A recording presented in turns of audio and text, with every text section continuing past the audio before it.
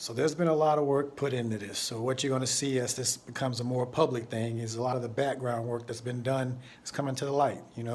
Try to bury us, but they didn't know we were seeds, right? Shout out to Rap Smart. I like that quote. So we're starting to come up, and what you're seeing now is just the little seedling coming out. But what it is a big, huge tree that will eventually emerge. And this is a tree of consciousness, a new renaissance, a new way for humanity to see itself. We've been stuck in the human side, the monkey side, and now we're going to get into the being side, the divine side. And I wish that my family would have been on this side of it, because it's like being on the wrong side of history. And you want your family to be on the forefront of something as wonderful as this, the good news. They proclaim Jesus so much, but they don't even know what the good news is. The kingdom of God is within. And they don't see the conversations that we're having behind the scenes. They don't see, and many people don't. There's been work that's done behind the scenes, not just posting videos on TikTok, right? There's a lot of stuff that goes on. This is just a summary of the work that's going on there. And I want to bring this to the forefront and really be about action. I'm not just someone that talks.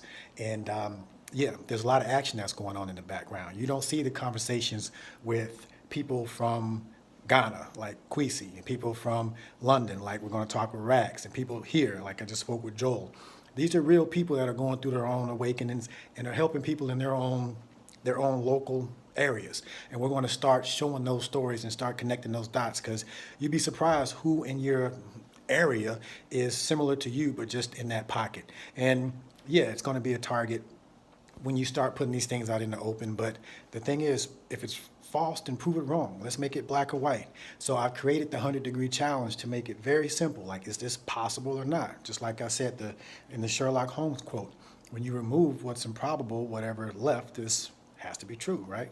So let's do this in the open, and let's have a conversation. We're not about to argue with people over the Bible or anything like that. I can quickly say, if you're black and you believe you came here on a slave ship, did you come here with the Bible? Did you speak English? Okay. Now, simple question: did the people that gave you this book, did they treat you like Jesus would treat you, quote unquote, right? Now, you can answer that yourself, but I would say that would give cause to doubt, right? And when you look at the history of the book, it just didn't come out the blue. There's a lot of things, but people are spellbound by the book. So I'm not here to debate the Bible or any belief system. The whole intent is to show the person, the being that is believing this system, right? Who are you before you accepted that you needed to be saved, right?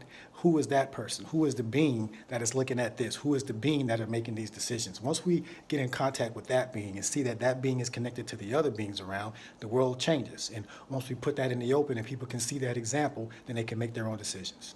Peace.